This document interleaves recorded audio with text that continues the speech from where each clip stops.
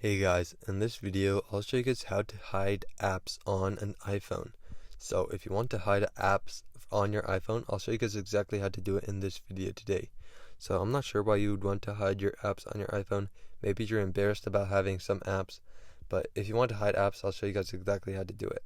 But to hide them, first what you want to do, you want to hold down on whatever app you want to hide. So it's pretty simple. So let's say I want to hide Roblox. You're going to hold down on it, then there should be an option for remove app. If you click on that, then a couple options here will show up to delete the app and remove it from home screen. You're going to want to remove it from your home screen.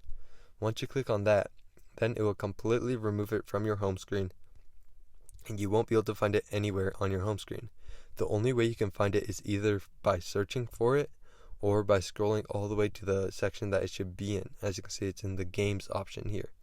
But the only two ways you can find it are by searching for it, like I said before, or finding it in the section that it belongs in.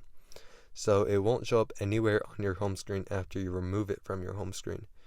But you can search for it and it'll still be on your phone. You can do this for as many apps as you want, so you could actually remove all the apps on your home screen and there wouldn't be anything on your home screen, but you could still find all your apps by searching for them. But like I said before, it only removes it from your home screen and it doesn't remove it if you actually search for it in the search bar. But that is how you remove apps or hide apps on an iPhone. So I hope this video is helpful. If it was, I'd really appreciate a like and subscribe.